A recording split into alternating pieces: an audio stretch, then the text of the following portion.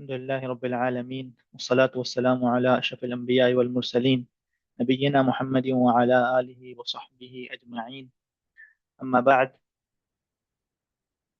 شرح أحاديث في الفتن والحوادث کا یہ دوسرا درس ہے، اور آج جو روایت جس سے آغاز ہو رہا ہے وہ ہے وَلَهُمَا عن أسامة بن زيد قال رسول الله صلى الله عليه وسلم ما تركت بعدي فتنة أضر على الرجال من النساء. تو بخاری اور مسلم سے روایت ہے، متفق علیہ روایت ہے کہ اسامہ ابن زید روایت کرتے ہیں کہ آپ صلی اللہ علیہ وسلم نے فرمایا کہ میں اپنے بعد جو سب سے خطرناک فتنہ چھوڑ کے جا رہا ہوں، جو میرے بعد سب سے بڑھ کر فتنہ ہے، جو سب سے بڑھ کر خطرہ ہے، وہ مردوں کے اوپر خواتین کا فتنہ ہے۔ میں اپنے بعد کوئی فتنہ نہیں چھوڑ کے جا رہا جو خطرناک ہو کہ اس فتنے سے جو خواتین کا فتنہ ہے مردوں کے لیے۔ تو اس حدیث میں آپ صلی اللہ علیہ وسلم نے بتا دیا کہ مردوں کے لیے جو سب سے بڑا فتنہ ہے وہ خواتین کا ہے، وہ نساء کا ہے، جیسا کہ اللہ رب العزت نے فرمایا کہ زُيِّنَ لِلنَّاسِ حُبُّ الشَّهَوَاتِ مِنَ النِّسَاءِ وَالْبَنِينَ۔ تو اس آیت میں بھی اللہ تعالیٰ نے جب بتایا کہ تزیین کی گئی ہے، خوبصورت بنایا گیا ہے، اٹریکٹیو بنایا گیا ہے، ان میں جو جتنی بھی شہوات کا ذکر ہے، دنیا کی مال کا ذکر ہے، اچھی سواری کا ذکر ہے، ذہب اور فضہ کا ذکر ہے، لیکن اس میں اللہ رب العزت نے شہوت کا سب سے پہلے ذکر کیا وہ زُيِّنَ لِلنَّاسِ حُبُّ الشَّهَوَاتِ مِنَ النِّسَاء، کہ خواتین کا ہے وہ یہ اپنے ہاتھ کھڑا کیا تو یہ مسٹیک ہے، تو اس کو درست کرنے، ورنہ کوئی سوال ہے تو اس کو پوسٹ کر لیں۔ اچھا، تو بارک اللہ فیک۔ تو اللہ رب العزت نے بتایا کہ سب سے بڑھ کر جو ہے وہ جو اٹریکٹیو چیز ہے، جو سب سے بڑھ کر انسان کی توجہ کھینچتی ہے، جو انسان کے لیے فتنے کا باعث ہو سکتی ہے، وہ حب الشہوات من النساء، ٹھیک ہے۔ اور اس حدیث میں بھی جو کہ بخاری اور مسلم میں آپ صلی اللہ علیہ وسلم نے فرمایا کہ مردوں کے لیے سب سے بڑھ کر فتنہ وہ خواتین کا ہے۔ دنیا اور اس کی دولت اور سب کچھ ایک طرف، خاتون کا فتنہ ایسا ہے کہ یہاں یہاں پر جو ہے وہ بڑے بڑوں کے قدم جو ہیں وہ بہک جاتے ہیں، یہاں بڑے بڑوں کے قدم جو ہیں وہ پھسل جاتے ہیں۔ اور یہ ہمارے سامنے برسیسا کا قصہ جنہوں نے سنا ہے ان کو پتا ہوگا کہ ایک زاہد عابد شخص بھی جو ہے وہ کیسے اس کا قدم پھسلا اور وہ جو ہے وہ کیسے ہلاک ہوا۔ اور برسیسا تو صرف ایک انسان تھا، لیکن یہ کردار ریپیٹ ہوتا رہتا ہے، یہ مسٹیک ریپیٹ ہوتی رہتی ہے۔ تو یہ بڑا خطرناک فتنہ ہے، اور اس میں دونوں اطراف کو جو ہے وہ سمجھداری کا مظاہرہ کرنا ہوتا ہے۔ اللہ رب العزت نے سورہ نور میں صرف مردوں کو نظر نیچے رکھنے کا حکم نہیں دیا، ٹھیک ہے، مردوں کو نظر نیچے رکھنے کا حکم ہے، اور عورتوں کو بھی نظر نیچے رکھنے کا حکم ہے، اور اسی طرح جو ہے وہ مردوں کو بھی اپنی شرمگاہ کی حفاظت کا حکم ہے، اسی طرح عورتوں کو بھی اپنی شرمگاہ کی حفاظت کا حکم ہے۔ تو نظر جو ہے وہ جیسا کہ حدیث میں ہے کہ شیطان کے تیروں میں سے ایک تیر ہے، ٹھیک ہے۔ تو وہ بات نظر سے ہوتی ہے، پھر کلام سے ہوتی ہے، اور پھر بات کہیں سے کہیں تک پہنچ جاتی ہے، اور پھر جیسا کہ حدیث میں ہے کہ ہر انسان کے اوپر جو ہے وہ زنا لکھ دیا گیا ہوا ہے۔ تو ہاتھ بھی زنا کرتا ہے، زبان بھی زنا کرتی ہے، اور آنکھیں بھی زنا کرتی ہیں۔ تو یہ کہ یہ ساری ساری شیطان کی چالیں ہوتی ہیں، وہ ایک چھوٹا سا بیج بوتا ہے اور وہ بات بڑھتے بڑھتے بہت آگے نکل جاتی ہے۔ تو اس میں کسی کو بھی اپنے اوپر یہ نہیں کہنا چاہیے کہ میں بڑا نیک ہوں، میں بڑا اچھا ہوں۔ برسیسا کا واقعہ ہمارے سامنے ہے۔ یہ ایسا فتنہ ہے کہ یہاں پر بڑے بڑے عقل مند بھی اپنی ہوش و حواس کھو بیٹھتے ہیں، ٹھیک ہے، اور وہ ایک مسکراہٹ کے پیچھے ہی اپنی عقل و ہوش و حواس کھو بیٹھتے ہیں۔ تو یہاں پہ کوئی بھی اپنے آپ کی گارنٹی نہیں دے سکتا، ٹھیک ہے۔ تو اس حوالے سے انسان کو حفاظتی اقدامات اختیار کرنے چاہیے، ان میں سے ایک انسان فتنے کے تمام دروازے اپنے پر بند کر لے، تمام دروازے اپنے پر بند کر لے، جو ہے وہ دیکھنا سننا، ٹھیک ہے۔ اور بعض اوقات یہ بھی ایک بہت بڑا مسئلہ ہے کہ مسلمان مرد جو اپنی نظریں نیچے رکھتے ہیں، وہ نظریں نیچے رکھتے ہیں، لیکن جب سوشل میڈیا کے اوپر یا یوٹیوب کے اوپر کسی کو دیکھ رہے ہیں تو اس پہ تو کوئی حرج ہی نہیں ہے، کیوں ان سے پردہ نہیں ہے؟ یہ مطلب آپ یہ کہ مطلب یہ کوئی رشتہ ہے آپ کی؟ تو اس لیے ان سے پردہ بھی ضروری ہے، لیکن اب جو ہے وہ اپنے کوئی کزن آ گئی تو اس سے جو ہے وہ پردہ، لیکن کوئی باہر کی آ گئی تو جناب اس سے باتیں، ٹھیک ہے۔ تو یہ ہم نے جو ایک عجیب و غریب قسم کے اسٹینڈرڈ رکھے ہوئے ہیں، اور ہم نے سلیکٹو ہمارے میتھڈ ہیں، ایسے نہیں ہوتا، بلکہ تمام فتنے کے دروازے بند ہونے چاہیے، نظروں کی حفاظت ہونی چاہیے۔ اور پھر اللہ رب العزت نے جو ہے وہ منع کیا کہ خواتین جو ہے وہ ایسے آواز والے زیور پہنے، جو جس کی آواز آئے چلتے ہوئے جو ہے وہ ان کی آواز آئے، اللہ تعالیٰ نے سے منع کیا، اللہ تعالیٰ نے چادروں کو سے ڈھانپنے کا حکم دیا، پردے کا حکم ہے۔ اور اسی طرح جو ہے وہ آپ صلی اللہ علیہ وسلم نے خوشبو باہر لگا کے نکلنے سے منع کیا خواتین کو، تو اس لیے، اور پھر اللہ تعالیٰ نے جو ہے وہ خواتین کو جو ہے وہ میٹھی آواز میں بات کرنے سے منع کیا، کہ وہ جو نرم آواز سے کیونکہ یہ جو ہے وہ مرد کمزور ہیں، ٹھیک ہے، تو وہ اس کو اللہ تعالیٰ نے فرمایا کہ فی قلبی ہی مرض، کہ جس کے دل میں مرض ہے نا، اس کو آپ کے ایک جملے سے بھی لگے گا کہ ہاں جی جی یہاں پہ جو ہے وہ کوئی نہ کوئی میری بات بن رہی ہے، اللہ المستعان۔ تو اس لیے اللہ رب العزت نے اس سے منع کیا کہ انسان جو ہے خواتین جو ہے وہ اپنی زبان اپنی آواز کو جو ہے وہ ذرا ذرا سخت انداز سے ذرا جو ہے وہ کیا کہتے ہیں اس میں کوئی بھی طرح کا لوچ نہ ہو، وہ بالکل جو ہے وہ صاف آواز سے بات کی جائے۔ تو اس طرح کی جو ہے وہ حفاظتی اقدامات کا حکم دیا گیا ہوا ہے، کیونکہ یہ فتنہ بڑا خطرناک ہے، اور ایک دفعہ انسان اس میں پڑ جائے تو پھر جو ہے وہ اس کی کوئی حد نہیں ہے، اور پھر شیطان نے ہمارے زمانے میں اس فتنے کو کھول کے رکھ دیا ہوا ہے، ٹھیک ہے۔ خواتین دیکھیں کہ بے پردگی کی حد جو ہے وہ کہاں سے کہاں تک نہیں پہنچ گئی، ٹھیک ہے۔ چلے پہلے تو کسی زمانے میں دوپٹہ بھی ہوتا تھا، اب تو دوپٹہ بھی جو ہے وہ قصہ پارینہ ہو چکا ہوا ہے۔ اب جسم کے کون سے حصے ہیں جو نہیں دکھائے جا رہے، اور پھر سوشل میڈیا پر جو کچھ نہیں ہو رہا، اور جس طرح کے فتنے اور جس طرح کی جو ہے وہ اب کلچر جس طرح کا ڈیولپ ہو رہا ہے کہ جناب یہ میرا فرینڈ ہے اور یہ میرا جو ہے وہ کولیگ ہے اور وغیرہ ذالک، تو شیطان نے فتنے کے دروازے کھول دیے، کیونکہ شیطان کو پتا ہے کہ مردوں کی بربادی کے لیے یہ خالی جو ہے وہ ایک عورت ہی کافی ہے۔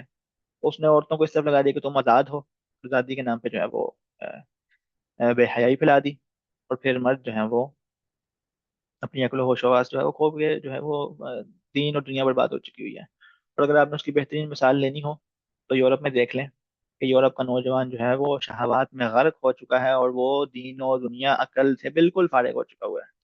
آپ کو کبھی یورپ کا نوجوان دیکھنے کو ملے تو وہ برباد ہو چکا ہوا ہے، مکمل طور پر برباد ہو چکا ہوا ہے، کیونکہ اس کو وہ اندر سے کھوکھلا ہو چکا ہے۔ کیوں؟ کیونکہ یہاں پر خواتین کا فتنہ شدید ہے، اور خواتین کو وہ آزادی ملی ہوئی ہے جو شیطان نے ان کو پرومس کی تھی، تو پھر خواتین جب چاہیں نکلیں، جہاں مرضی آئیں جائیں، نہ کوئی روک ٹوک، جس طرح مرضی کا لباس پہنے، جس مرضی سے بات کریں، تو یہاں کا نوجوان مکمل طور پر فارغ ہو چکا ہے، اور شیطان یہی چاہتا ہے کہ یہی حال مسلمان نوجوان کا بھی ہو جائے، مسلمان نوجوان بھی برباد ہو جائے۔ تو انسان کو تمام حفاظتی اقدامات اختیار کرنے چاہیے، فتنہ بڑا شدید ہے، اور یہ ایک ایک نیچرل ڈیزائر ہے، اس کو کوئی بھی ڈینائی نہیں کر سکتا، ٹھیک ہے۔ تو اس لیے انسان کو جو ہے وہ حلال ذرائع سے جو ہے وہ اس حلال ذرائع کو اختیار کرنا چاہیے، اور حلال ذرائع کو جتنا انسان کھلا رکھے اور جتنا انسان ان کو آسان کرے اس میں خیر ہے۔ حلال ذرائع کو انسان جتنا آزمائے، جتنا اس کو کھلا رکھے، اس میں خیر ہے۔ تو آج کل جو ہے وہ باطل اور فتنہ اور گناہ جو ہے وہ آسان ہے، اور جو ہے وہ اور جو ہے وہ کیا کہتے ہیں نیکی مشکل ہو گئی ہوئی ہے۔ ایسے ایسے خاندان میں نے دیکھے ہیں کہ ان کی بیٹی جو ہے وہ اس کا جو ہے وہ اس نے دوستی لگائی ہوئی ہے، اس دوستی پہ ان کو مسئلہ نہیں ہے، لیکن مسئلہ اس بات کے اوپر ہے کہ جو رشتہ آ رہا ہے وہ ہماری ذات کا ہونا چاہیے، ہماری ذات کا لڑکے سے ہم شادی کریں گے۔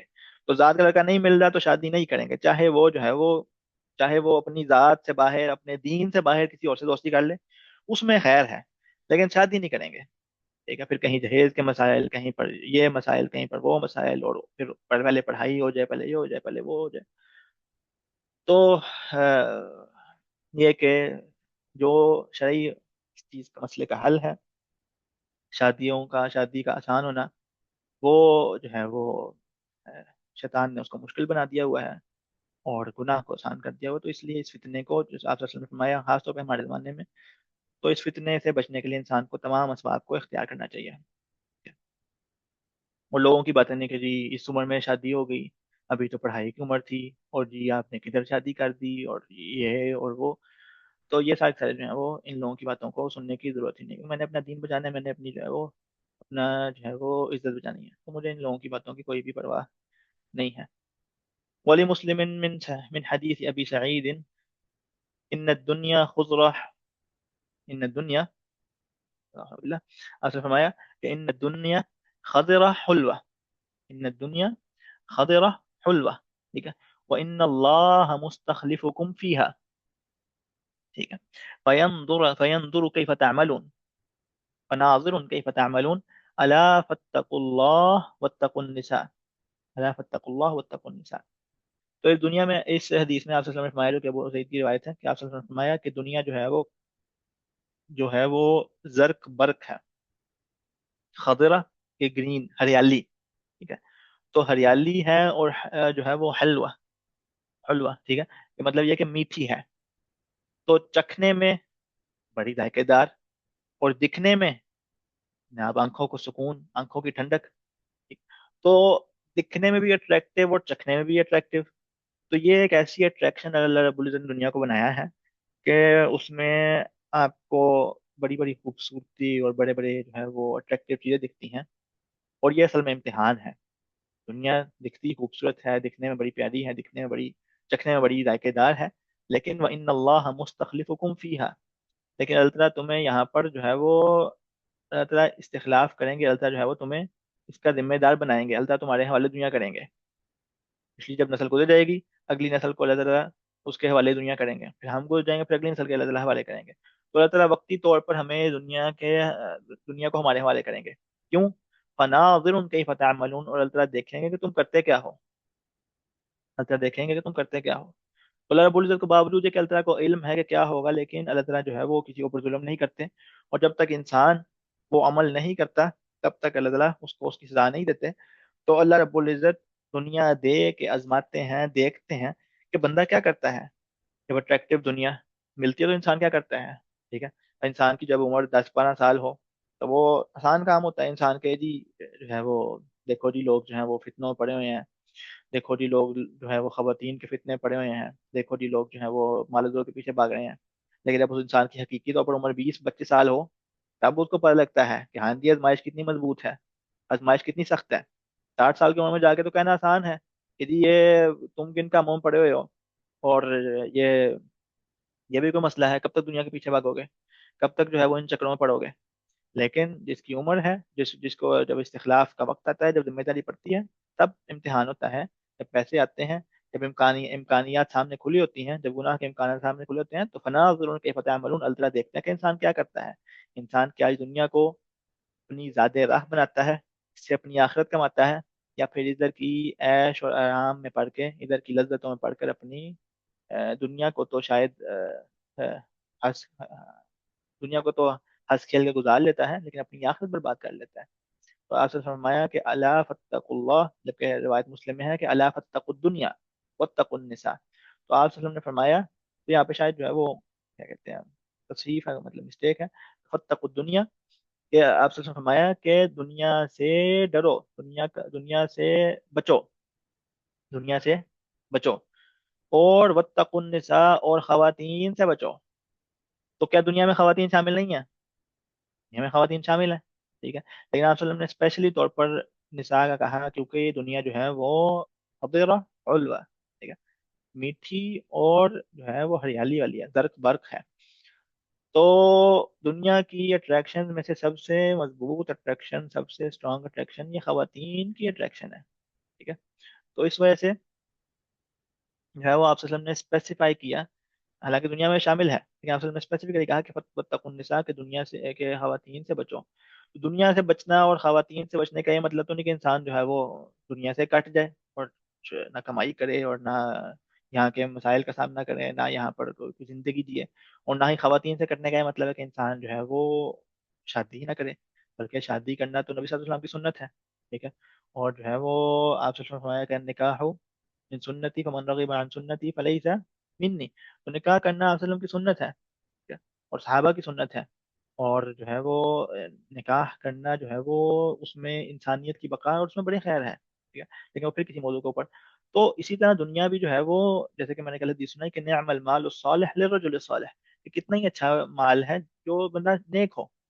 تو اس لیے دنیا سے بچنا اور خواتین سے بچنے کا مطلب ہے کہ انسان ان کے فتنے سے بچے، ان میں غرق ہو کے اپنی آخرت کو نہ کھو ڈالے.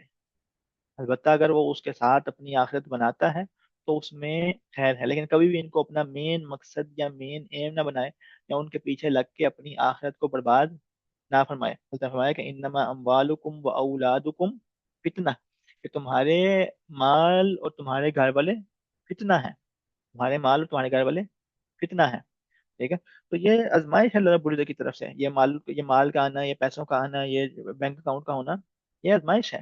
ٹھیک ہے. اور اسی طرح جو ہے وہ انسان کو اچھی جو ہے وہ اچھا لائف پارٹنر مل جانا، یہ بھی ایک آزمائش ہے.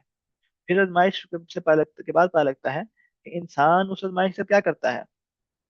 ایسے بھی لوگ ہم نے دیکھے ہیں، جیسے میں نے کل بھی بتایا تھا کہ ایسے بھی لوگ دیکھے ہیں جو پہلے بڑے نیک تھے، لیکن جیسے ہی پیسہ مال دولت آئی تو سب کچھ چھوڑ چھاڑ کے جو ہے وہ دین سے فارغ ہو گئے. اور ایسے بھی ہم نے بہنوں کو دیکھا ہے کہ رشتوں سے پہلے جو ہے وہ بڑی ماشاء اللہ نماز بھی تھی، حجاب بھی تھا، سب کچھ تھا، لیکن شادی ہوئی اور پھر جو ہے وہ دین بھی گیا، نقاب بھی گیا، سب کچھ گیا. ٹھیک ہے. تو اس لیے یہ فتنہ بڑا مضبوط ہے. یہ فتنہ بڑا مضبوط ہے، اس سے بچنا چاہیے کہ انسان جو ہے وہ انسان یہ اللہ تعالیٰ فرمائے انما اموالکم و اولادکم فتنہ، کہ تمہاری اولاد بھی تمہارے لیے آزمائش ہے. تو کبھی بھی انسان ان چیزوں میں مصروف ہو کے اپنے آخرت سے غافل نہ ہو جائے. ٹھیک ہے. رجال اللہ تلہیہم تجارت ولا بیع عن ذکر اللہ. حضرت نے بتایا کہ حقیقی مرد کون ہے، حقیقی جو ہے وہ مضبوط کون ہے.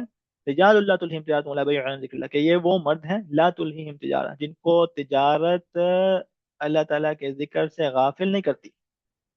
تجارت، بے و تجارت یہ ان کو آخرت سے غافل نہیں کرتی. ٹھیک ہے. یہ امتحان ہے کہ آپ کے اوپر گھر والوں کی ذمہ داری بھی ہے، آپ نے جو ہے وہ کمانا بھی ہے، آپ نے جو ہے وہ اپنے فرائض بھی پورے کرنے ہیں، آپ کے رشتہ داروں کے ساتھ بھی تعلقات ہیں، آپ کے کاروباری معاملات بھی ہیں، آپ نے جو ہے وہ جاب بھی کرنی ہے. لیکن امتحان یہ ہے کہ اس سب کے ساتھ کرتے ہوئے آپ کی نماز نہ چھوٹے، آپ کی عبادت نہ چھوٹے، آپ کا اللہ تعالیٰ کے ساتھ تعلق نہ ٹوٹے، آپ قرآن پڑھتے رہیں. یہ امتحان ہے کہ اب آپ اس سب کے، ان سب اٹریکشنز کے ہوتے ہوئے، ان سب مصروفیات کے ہوتے ہوئے کہیں ان سب میں غافل ہو کے چھوڑ نہ دیں. ایسے ہی بہت سے طلاب علم ہم نے دیکھے ہیں کہ پہلے وہ طالب علم کرتے رہے، لیکن جب جب وقت آیا، یا کسی کی جب زیادہ تر کی شادی ہو گئی، یا جب جو ہے وہ کوئی جاب لگ گئی، تو پھر اس سب سے بڑھنا چاہیے. انسان وہ ہے جس نے اللہ سے وعدہ کیا تو پھر اس وعدہ کو آخری دم تک نبھائے. وَاعْبُدْ رَبَّكَ حَتَّى يَأْتِيَكَ الْيَقِينُ. اچھا.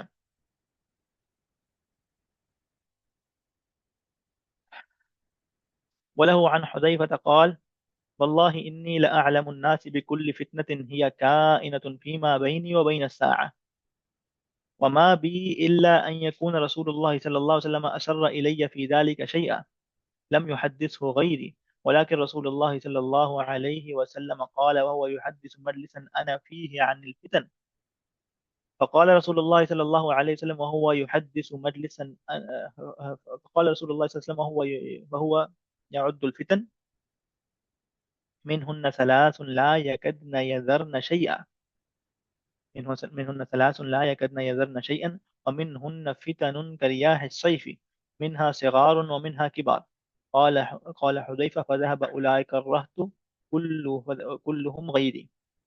تو اس حدیث میں حذیفہ رضی اللہ عنہ کہتے ہیں، اور حذیفہ رضی اللہ عنہ جو ہے وہ ان کے پاس فتنوں کا راز تھا. انہوں نے فتنوں کا علم جو ہے وہ اس علم میں انہوں نے اسپیشلائز کیا تھا.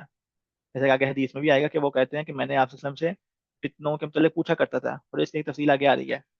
تو حذیفہ رضی اللہ عنہ مسلم میں کہتے ہیں کہ میں سب سے بڑھ کر جانتا ہوں، میں لوگوں میں سب سے بڑھ کر علم رکھتا ہوں ہر اس فتنے کے حوالے سے جو ہمارے اور قیامت کے درمیان پایا جائے گا. تو کہنا میں سب سے بڑھ کر جانتا ہوں، مطلب میں سب سے بڑھ کر جانتا ہوں، اس میں وہ فخر نہیں کر رہے، وہ غرور نہیں کر رہے، بلکہ وہ اپنا جو ہے وہ اپنا بتا رہے ہیں کہ میرے پاس نالج ہے تاکہ لوگ میرے سے مستفید ہوں. تو ایک ہوتا ہے کہ انسان غرور کرے، ایک ہوتا ہے انسان کہ جناب میں نے بیچلر کیا ہے اس میں نے ماسٹر کیا تھا اس میں، اور میں نے تفسیر بھی پڑھی ہے، میں فلاں شیخ سے پڑھا ہے. تو غرور کرنا اور بات ہے، اور اپنا علمی سند پیش کرنا اور بات ہے، تاکہ لوگ جو ہیں وہ آپ کو معتبر مانیں، لوگ آپ سے علم لیں. تو حذیفہ کہتا ہے کہ میں سب سے بڑھ کر جانتا ہوں، اس لیے نہیں تاکہ لوگ کہیں، لوگ ان کی جو ہے وہ ایکسٹرا احترام کریں، لوگ ان کی ایکسٹرا رسپیکٹ کریں، بلکہ اس لیے تاکہ لوگ ان سے علم لیں. تو کہا کہ میں واللہ اللہ کی قسم، یہ بھی ان کی طرف سے جو ہے وہ توکید ہے، کہتے ہیں میں سب سے بڑھ کر جانتا ہوں ہر اس فتنے کو جو ہمارے اور قیامت کے دوران پایا جائے گا۔ اب اس میں آپ دیکھیں کہ ان کے پاس کہاں سے علم آیا، کو آپ صلی اللہ علیہ وسلم نے علم دیا، مطلب یہ کہ آپ صلی اللہ علیہ وسلم نے ہر اس فتنے کا بیان کیا ہے جو ہونا ہے، ہر اس فتنے کا، یہ آپ صلی اللہ علیہ وسلم کی شفقت ہے، رحمت ہے اس امت کے ساتھ، کہ آپ صلی اللہ علیہ وسلم نے جہاں پر خیر کو کھول کھول کے بیان کیا وہاں پہ شر کو بھی کھول کھول کے بیان کیا، اور ہر اس فتنے کا بتا دیا جو قیامت کے دن تک پایا جائے گا۔ سبحان اللہ، ٹھیک ہے۔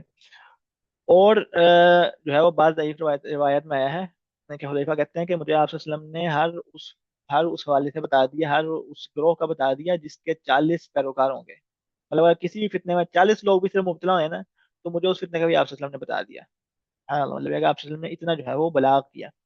تو کہتے ہیں کہ وما بھی اللہ یکون رسول اللہ صلی اللہ علیہ وسلم الی فی ذلک شیئا لم یحدث غیری، کہتے ہیں یہ مسئلہ نہیں ہے کہ آپ صلی اللہ علیہ وسلم نے صرف یہ راز مجھے بتائے تھے، یا آپ صلی اللہ علیہ وسلم نے یہ باتیں صرف مجھے بتائی تھیں اور کسی اور کو نہیں بتائی تھیں، لیکن حقیقت یہ ہے کہ آپ صلی اللہ علیہ وسلم نے مجلس میں فتنوں کا ذکر کیا تھا، آپ صلی اللہ علیہ وسلم نے مجلس میں فتنوں کا ذکر کیا تھا، لیکن کیا ہوا، فَذَهَبَ أُولَٰئِكَ الرَّهْطُ كُلُّهُمْ غَيْرِي، کہ وہ جو باقی جتنے بھی مجلس کے شریک تھے وہ سب کے سب فوت ہو گئے، وہ سب کے سب دنیا سے چلے گئے، باقی میں رہا، تو میں اکیلا رہ گیا ہوں۔ یہ نہیں کہ مجھے صرف آپ صلی اللہ علیہ وسلم نے راز بتایا تھا کوئی خاص، بلکہ یہ حقیقت ہے کہ آپ صلی اللہ علیہ وسلم نے مجلس میں فتن کا ذکر کیا تھا، اس مجلس میں سے جتنے لوگ تھے وہ فوت ہو گئے، باقی میں اکیلا بچا، تو اس لیے اب میں اکیلا وہ شخص رہ گیا ہوں جس کے پاس یہ علم ہے، ٹھیک ہے۔ تو کہا کہ پھر اچھا وہ اس مجلس میں آپ صلی اللہ علیہ وسلم نے کیا کہا تھا، اس مجلس میں کی ایک بات انہوں نے نقل کی ہے، کہتے ہیں اس مجلس میں آپ صلی اللہ علیہ وسلم نے کہا، ایک مجلس میں آپ صلی اللہ علیہ وسلم نے کہا، آپ صلی اللہ علیہ وسلم فتنوں کے متعلق بتا رہے تھے، اور فتنے آپ صلی اللہ علیہ وسلم نے بتایا کہ فتنے مختلف طرح کے ہوتے ہیں، وہ مختلف کیٹیگریز کے ہوتے ہیں، مختلف جو ہے وہ سیویرٹی کے ہوتے ہیں، اور ان کا خطر جو ہے وہ مختلف ہوتا ہے، ان کا حجم مختلف ہوتا ہے۔ تو کہا کہ من ہن ثلاث، کہ ان فتنوں میں سے 3 فتنے ہیں، لا یکدن یذرن شیئا، کہ وہ تقریباً کچھ بھی نہیں چھوڑیں گے، وہ کچھ بھی نہیں چھوڑیں گے، مطلب یہ کہ وہ ایسے عمومی فتنے ہوں گے، وہ ایسے عام فتنے ہوں گے کہ وہ سب کو شامل ہوں گے، وہ سب کچھ کو، وہ دے ول ہٹ ایوری تھنگ، تو وہ یہ ایک ایسے فتنے ہیں جن سے آپ پروٹیکٹ، جن سے بچنا نہایت مشکل ہے، کیونکہ لا یکدن یذرن شیئا کہ تقریباً بہت مشکل ہے کہ کچھ بچ پائے، تقریباً سب کچھ جو ہے یہ بہا کے لے جائیں گے، اتنے شدید فتنے ہوں گے۔ تو آپ صلی اللہ علیہ وسلم نے بتایا کہ 3 تو ایسے فتنے ہیں جو تقریباً کچھ بھی نہیں چھوڑیں گے، ومن ہن فتن کریاح الصیفی، اور کچھ ایسے فتنے ہوں گے جو گرمیوں کی ہوا کی طرح ہوں گے، گرمیوں کی ہوا کی طرح، گرمیوں کی ہوا کیسے ہوتی ہے، آئی اور گئی، ٹھیک ہے، تو وہ آ، مطلب ہے کہ ایسے فتنے آئیں گے جو فاسٹ ٹریک، جو اسپیڈ آئے اور چلے گئے، ٹھیک ہے۔ اور کہا کہ منہا صغار و منہا کبار، اور کچھ فتنے جو ہیں وہ چھوٹے اور کچھ بڑے ہوں گے، جیسے تیسرا اصل میں بتایا کہ فتن جو ہیں وہ ڈفرینٹ کلاسیفیکیشنز کے ہیں، ڈفرینٹ سیویرٹی کے ہیں، اور ان میں کچھ ایسے ہیں جو عمومی ہوں گے، اور کچھ ایسے ہوں گے جو بڑی جلدی جلدی چل جائیں گے، اور کچھ چھوٹے ہوں گے اور کچھ بڑے ہوں گے، ٹھیک ہے۔ اچھا، وَلَهُ عَنْهُ، وَلَهُ يعني مسلم، عنه عن يعني حذيفة قال أخبرني رسول الله صلى الله عليه وسلم ما هو كائن إلى أن تقوم الساعة، فما منه شيء إلا قد سألته إلا أني لم أسأله ما يخرج أهل المدينة من المدينة، ٹھیک ہے۔ کہتے ہیں کہ حذیفہ رضی اللہ عنہ کہتے ہیں کہ آپ صلی اللہ علیہ وسلم نے مجھے ہر اس چیز کے متعلق بتایا جو قیامت کے دن تک ہوگی، جو قیامت کے دن تک ہوگی مجھے آپ صلی اللہ علیہ وسلم نے بتا دیا، مطلب آپ صلی اللہ علیہ وسلم نے کھول کھول کے واضح بیان کر دیا، ٹھیک ہے۔ تو سبحان اللہ، تو کہتے ہیں فما منہ شیء الا قد سألته، اور ان میں سے کوئی بھی ایسی چیز نہیں مگر میں نے آپ صلی اللہ علیہ وسلم سے پوچھا، تو آپ صلی اللہ علیہ وسلم نے بھی کھول کھول کے بیان کیا، اور میں نے بھی آپ صلی اللہ علیہ وسلم سے جو ہے وہ جو ہے میں نے آپ صلی اللہ علیہ وسلم سے استفسار کیا، پوچھا اور سیکھا، اور سوال کرنا جو ہے وہ علم کی چابی ہے، جو یہ علم نہ تو حیا والا سیکھ سکتا ہے اور نہ ہی تکبر والا سیکھ سکتا ہے۔ اگر تو انسان کو حیا آتی ہے نا کہ نہیں میں یہ سوال کیسے پوچھوں، اور نہیں استاد صاحب کیا سوچیں گے، اور نہیں وہ کہیں گے کہ یہ بندہ جو ہے وہ ڈمب ہے اور اس کے پاس عقل نہیں ہے، وہ کیا سوچیں گے، یا انسان میں تکبر ہو کہ نہیں میں کیوں پوچھوں، اور نہیں میرا اسٹیٹس کم ہو جائے گا، تو یہ علم نہ تو حیا والے کے لیے نہ ہی متکبر کے لیے ہے، یہ علم اس کے لیے ہے جو سوال پوچھتا ہے، میں نے پہلے بھی ذکر کیا تھا کہ ابن عباس رضی اللہ عنہ سے پوچھا گیا کہ آپ نے علم کیسے حاصل کیا؟ تو کہا کہ بلسان سعول و قلب عقول، کہ پوچھنے والی زبان سے اور سمجھنے والے دماغ سے، پوچھ پوچھ کے انسان علم حاصل کرتا ہے. تو سوال جو ہے وہ علم کی چابیوں میں سے ہے. تو یہ حذیفہ بھی کہنے ہیں کہ میں نے آپ سے ہر چیز پوچھی، لیکن کہتے ہیں مجھے ایک چیز کا ہے کہ ایک چیز میں نہیں پوچھی، الا انی لم اصل، کہ میں یہ چیز نہیں پوچھ سکا کہ ما یخرج اہل المدینہ من المدینہ، کہ وہ کون سی چیزیں جو مدینہ والوں کو مدینہ سے نکالے گی. مطلب ہے کہ آپ صلی اللہ علیہ وسلم نے بتایا کہ مدینہ سے لوگ نکلیں گے، لیکن وہ کہتے ہیں کہ میں یہ نہیں پوچھ پایا کہ مدینہ سے کون سی چیزیں نکال پائے گی، نکالے گی لوگوں کو. ٹھیک ہے؟ تو یہ حذیفہ نہیں پوچھ سکے رضی اللہ عنہ. لیکن دوسری طرف اگر ہم بات کریں تو یہ بات ہے کہ جو ہے وہ مسجد کہ مدینہ سے لوگوں کا نکلنا یہ ڈفرینٹ فیکٹرز کی وجہ سے ہو سکتا ہے. واللہ عالم کس وجہ سے آپ صلی اللہ علیہ وسلم نے کہا، لیکن ڈفرینٹ فیکٹرز کی وجہ سے لوگ مدینہ سے نکلے ہیں. کچھ اس وجہ سے نکلے جو ہے وہ صحابہ کے زمانے میں بہت سے، مطلب ابو بکر صدیق اور عمر رضی اللہ عنہ کے زمانے میں بہت سے لوگ مدینہ سے اس لیے نکلے جہاد کے لیے اور جو ہے وہ دعوت کے لیے نکلے. ٹھیک ہے؟ تو یہ بھی ایک وجہ ہے جس وجہ سے لوگ مدینہ سے نکلیں گے. اور پھر ایک وجہ یہ بھی کہ لوگ دنیا کے لیے نکلیں گے مدینہ سے، جب جو ہے وہ بعد میں جب دارالخلافہ جو ہے وہ کوفہ کو بنا دیا گیا تو بہت سے لوگ جو ہے وہ کوفہ چلے گئے، کیونکہ اب خلافت کا مرکز مدینہ نہیں رہا تھا.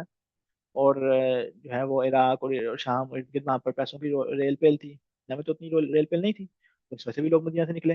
اور پھر اس وجہ سے بھی لوگ مدینہ سے نکلے کہ جناب جو ہے وہ فتن اور حوادث جب وہاں پر جنگ ہوئی، قتل وغیرہ، تو مختلف وجوہات اس وجہ سے لوگ مدینہ سے نکلے. آپ صلی اللہ علیہ وسلم نے کس وجہ سے بیان کیا اللہ اعلم. ٹھیک ہے؟ وَلَهُ، ای مسلم، اے مسلم نے روایت کی عن ابی زید، ابو زید سے روایت کی، کہا کہ قال صلی بنا رسول اللہ صلی اللہ علیہ وسلم الفجر وصعد المنبر فخطبنا حتى حضرت الظهر فنزل فصلى بنا ثم صعد المنبر فخطبنا حتى حضرت العصر ثم نزل فصلى ثم صعد المنبر فخطبنا حتى غربت الشمس فأخبرنا بما كان هو فأخبرنا بما كان وما هو كائن فأعلمنا أحفظنا. ابو زید کہتے ہیں کہ آپ صلی اللہ علیہ وسلم نے فجر کی نماز پڑھائی ہمیں، اور آپ صلی اللہ علیہ وسلم جو ہے وہ ممبر پہ آپ صلی اللہ علیہ وسلم نے چڑھ کے بیان خطبہ دینا شروع کیا. خطبہ دیتے رہے یہاں تک کہ دور کا وقت آ گیا.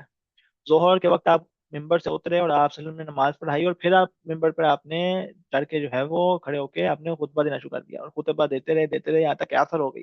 عصر کے وقت آپ صلی اللہ علیہ وسلم نیچے اترے، آپ صلی اللہ علیہ وسلم نے نماز پڑھائی، اور پھر آپ صلی اللہ علیہ وسلم جو ہے دوبارہ ممبر پر آپ صلی اللہ علیہ وسلم نے دوبارہ خطبہ شروع کر دیا یہاں تک کہ مغرب ہو گئی اور جو ہے وہ سورج غروب ہو گیا. مطلب یہ کہ فجر سے لے کے مغرب تک آپ صلی اللہ علیہ وسلم نے بیان جاری رکھا.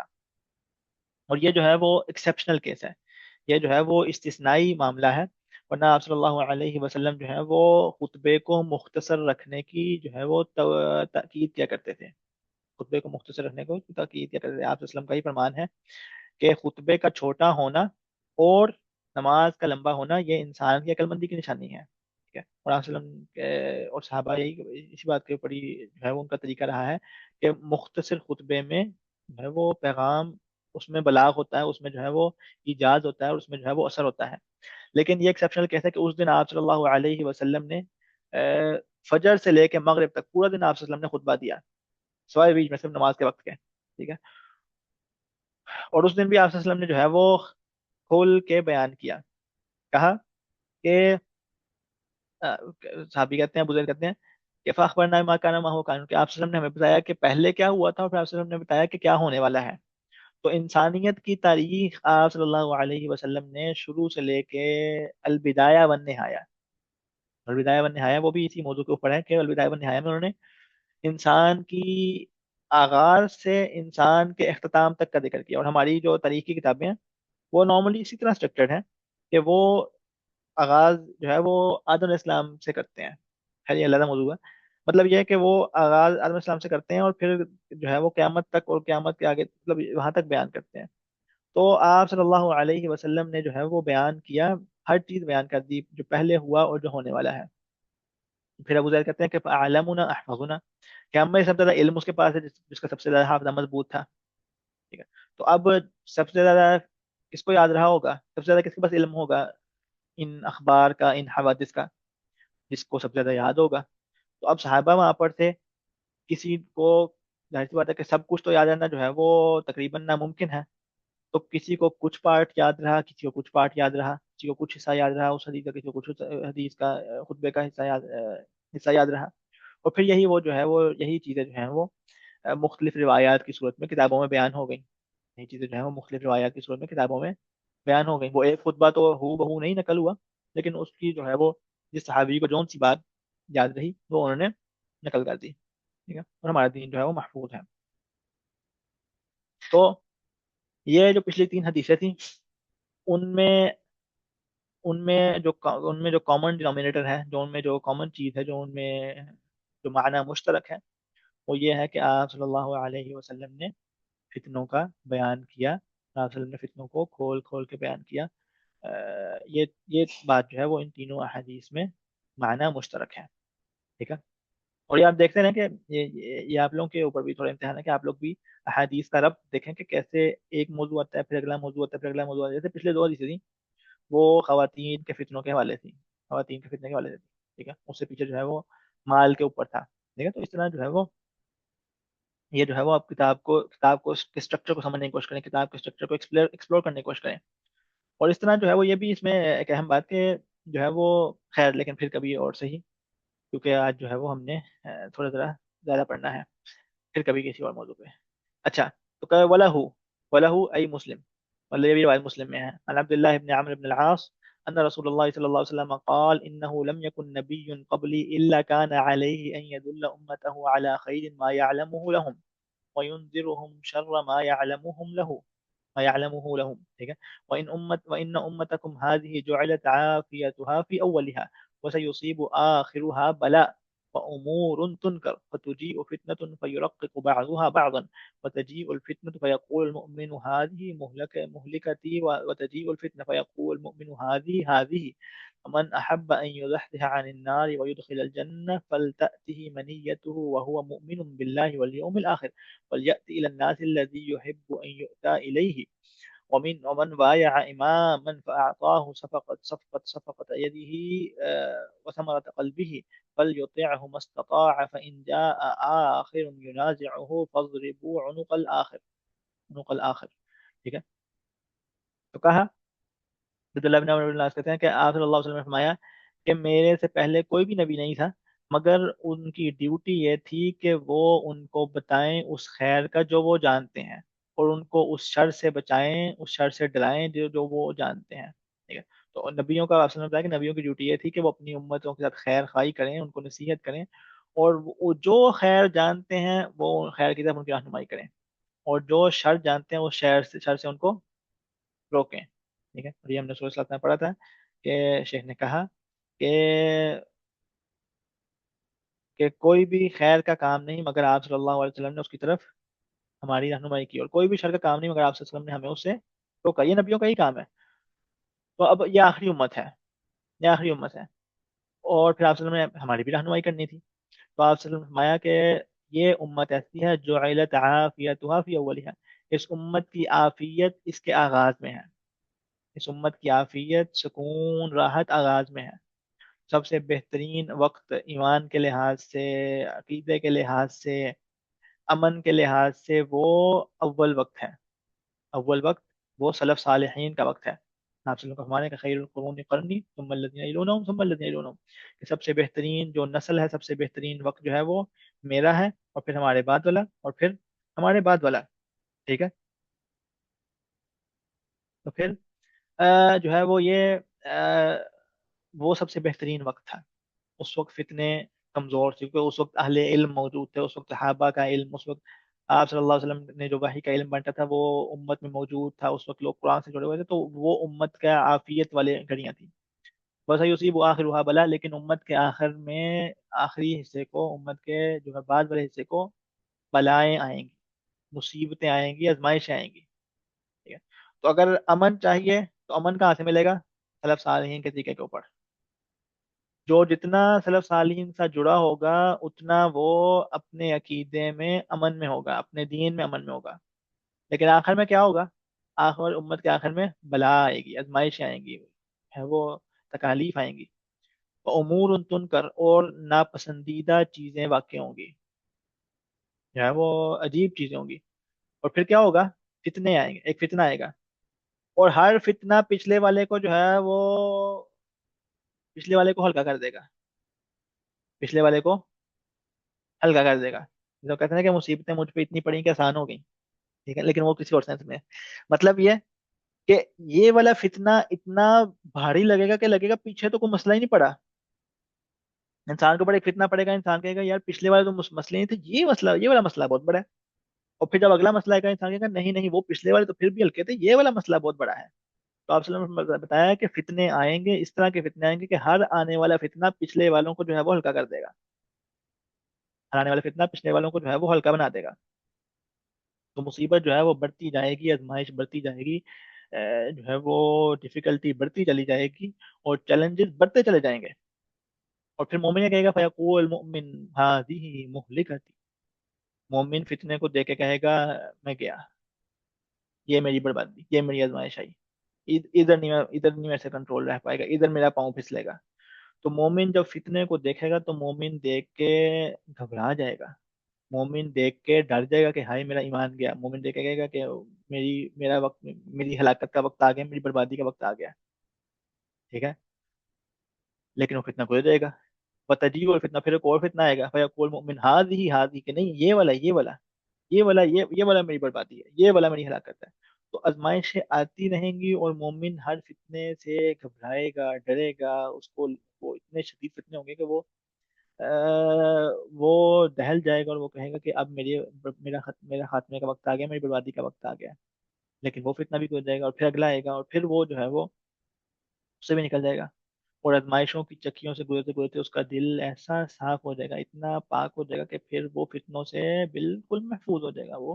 وہ فتنوں سے، فتنوں کے خلاف اس کی جو ہے وہ، اس کے اندر اتنی اینٹی باڈی ڈیولپ ہو جائیں گی. اس کے فتنوں کے خلاف جو ہے وہ اس کا جو ہے وہ انٹرنل ڈیفenس میکنزم اتنا مضبوط ہو جائے گا کہ پھر وہ فتنوں سے امیون ہو جائے گا. لیکن مومن فتنوں سے ڈرتا ہے، مومن فتنوں سے ڈرتا ہے. ان لوگوں کے خلاف جو کہ بہت سے لوگ جو ہیں وہ فتنوں کو کے طلبگار ہوتے ہیں، کہتے ہیں یار کاش یہ ہو جائے، کاش جنگ لگ جائے، کاش عالمی جنگ لگ جائے، کاش نہیں. عافیت کا سوال کرو. حاصل فرمایا کہ دجال سے ملاقات کی تمنا مت کرو. کہ انسان اپنے آپ کو مومن سمجھ کے جائے گا لیکن اس کے آگے اپنا ایمان بیچ کے واپس آئے گا. یہ تو کبھی بھی فتنوں کی آزمائش کی یا آزمائش کی دعا نہیں کرتی، عافیت کی دعا کرتی ہے. اللہ تعالیٰ ہمیں بچا کے رکھیں. تو مومن وہ ہے جو فتنوں سے ڈرے. لیکن پھر آپ صلی اللہ علیہ وسلم نے جو ہے وہ ہمیں قیمتی اصول بتایا کیسے فتنوں سے بچنا ہے. امن احب ان یزحزح عن النار ويدخل الجنہ، جو کوئی بھی چاہتا ہے کہ وہ جہنم کی آگ سے دور کر دیا جائے اور جنت میں داخل ہو جائے، یہی تو الٹیمیٹ سکسیس ہے. الٹیمیٹ سکسیس یہ کہ جہنم سے بچ جائیں اور جنت میں داخل ہو جائیں. باقی یہاں پر کھانے کو ملے نہ ملے، جاب رہے نہ رہے، ٹیمپرری باتیں ہیں، کیا فرق پڑتا ہے. تو جو بچنا چاہتا ہے اس کو کیا کرنا چاہیے؟ حاصل فرمایا کہ فلتأتہ منیتہ وهو مؤمن باللہ والیوم الآخر. ٹھیک ہے، کہ پھر وہ اس حال میں اس کو موت آئے کہ وہ اللہ اور آخرت کے دن کے اوپر ایمان رکھتا ہو. اپنے ایمان کی حفاظت رکھنا، اپنے ایمان کو نہ بیچنا. آزمائشیں آئیں گی، تکلیفیں آئیں گی، پریشانیاں آئیں گی، سو آزمائشیں آئیں گی. لیکن یہ رأس المال ہے، یہ سارا کا سارا سرمایہ ہے. اگر یہ کھو گیا تو دنیا اور آخرت کا خسارہ ہے، اور اگر یہ بچ گیا تو سب کچھ بچ گیا. اللہ اکبر اللہ. وہ سبحان اللہ، صحابی نہیں تھے،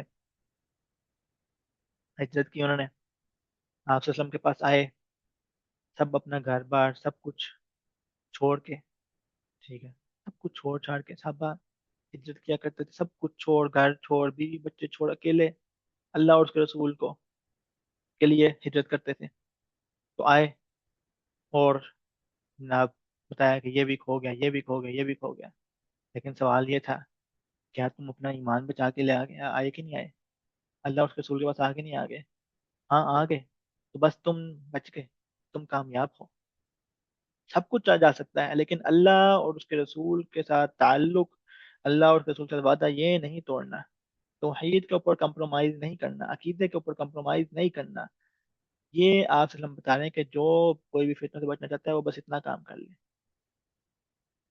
عقیدہ، عقیدہ کہتے ہیں ربط باندھ لینے کو، اس کو دل کے ساتھ لگا لینے کو، اس کو سختی کے ساتھ ایک ایسی گرہ لگاؤ کہ وہ گرہ کبھی ٹوٹے نہ. اللہ کا ایسا وعدہ کرو کہ وہ وعدہ کبھی ٹوٹے نہ. تو یہ تو کامیابی کا راستہ ہے، اور ایک اور کیا کرنا ہے، وَلْيَأْتِ إِلَى النَّاسِ الَّذِي يُحِبُّ أَن يُؤْتَى إِلَيْهِ، کہ وہ لوگوں کے ساتھ ویسے بہیو کرے جیسے چاہتا ہے کہ وہ لوگ اس کے ساتھ بہیو کریں۔ آپ لوگوں کے ساتھ اچھے سلوک کی ڈیمانڈ کرتے ہیں، خود آپ کا سلوک کیا ہے؟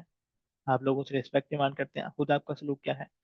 تو اللہ کو خوش کرنے کے لیے، اللہ کے حقوق پورے کرنے کے لیے تو عقیدے کے اوپر مضبوط رہنا، ایمان رکھنا، اور لوگوں کے حقوق پورے کرنے کے لیے لوگوں کے ساتھ اچھا سلوک کرنا، یہ کام کرو تم بچوں کے فتنوں سے۔ اور پھر آپ صلی اللہ علیہ وسلم نے ایک اور قیمتی نصیحت کی نہ، آپ صلی اللہ علیہ وسلم کے جو ہے وہ الفاظ جامع ہیں، ان میں جو ہے وہ، ان میں مرض کی دوا بیان کر دی گئی ہے مختصر الفاظ میں۔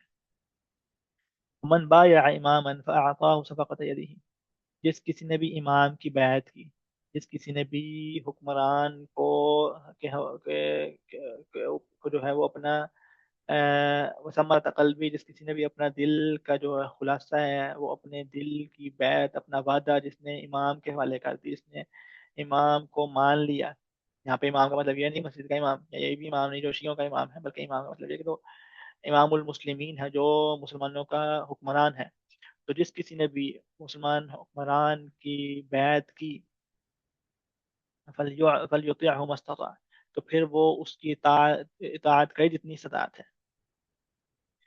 امام کی اطاعت کرنا واجب ہے، اطیعوا اللہ واطیعوا الرسول واولی الامر منکم، تو اولی الامر کی اطاعت کرنا ہی واجب ہے، حکمرانوں کی اطاعت کرنا ہی واجب ہے، ٹھیک ہے؟ اور یہ کانسیپٹ سمجھنا ضروری ہے کہ ہمارے ہاں جو ہے وہ جو جمہوری کانسیپٹ ہے وہ یہ ہے کہ حکمران کی مخالفت کرنا سمجھتا ہے کہ جناب یہ بہادری ہے۔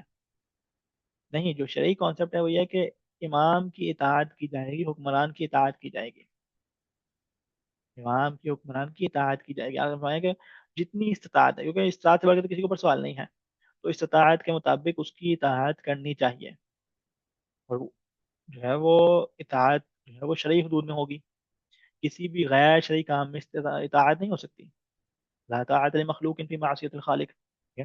تو اگر حکمران کہتا ہے، میں نے بیعت کیا حاکم کی، لیکن حکمران کہتا ہے نہ فلانے بندے کو ظلمن قتل کر دو، فلانے بندے کا جو ہے وہ مال ظلمن لوٹ لو، تو یہ حکم میرے پہ ماننا پابندی نہیں ہے، لیکن اس کے علاوہ مجھے جو حکم ملے جو شریعت کے دائرے کے اندر ہے، تو میرے اوپر حکمران کی اطاعت واجب ہے، میرے اوپر اپنے ماں باپ کی اطاعت واجب ہے، میرے اوپر اللہ اور اس کے رسول کی اطاعت واجب ہے، اور میرے اوپر حکمران کی اطاعت واجب ہے، ٹھیک ہے؟ واجب ہے، یہاں وسلم کا حکم ہے۔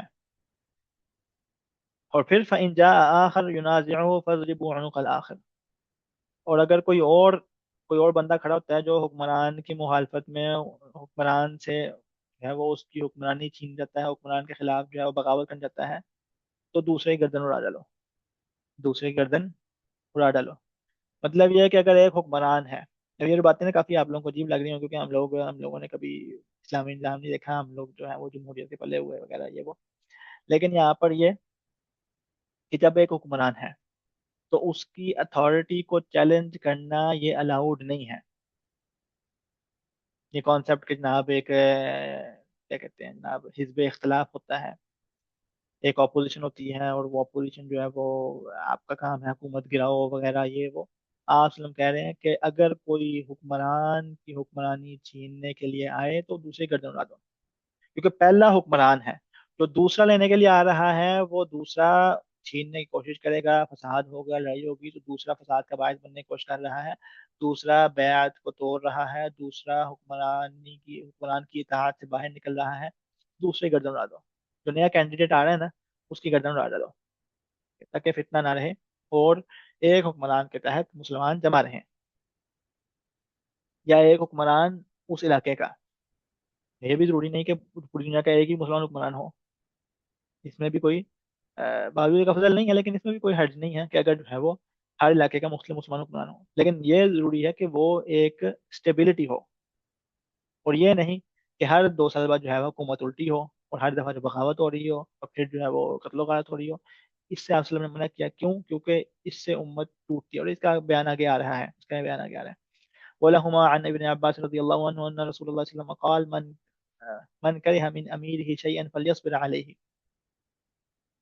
ایک بخاری مسلم میں روایت ہے کہ ابن عباس رضی اللہ عنہ کہتے ہیں آپ صلی اللہ علیہ وسلم نے فرمایا کہ جس کو اپنے امیر کی اپنے حکمران کی کوئی چیز ناپسند لگے تو وہ کیا کرے؟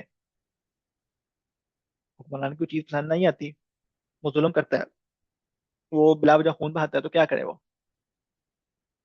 اس کے خلاف اسٹیٹس لگائے، اس کے خلاف مظاہرے کریں، اس کے خلاف جو ہے وہ بغاوت کرے، اس کے جو ہے وہ اس کو اس کے ڈسپوزل کے لیے جو ہے وہ کوشش کریں؟ نہیں، بل یصبر علیہ، اس پر صبر سے رہے، اس پر صبر سے رہے.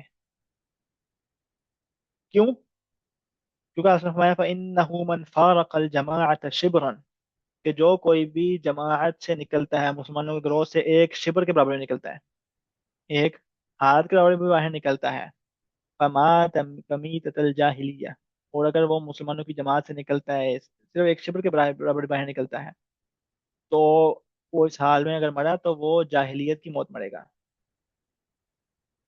وہ جاہلیت کی موت مرے گا، کیونکہ جاہلیت کسی کا نام تھا.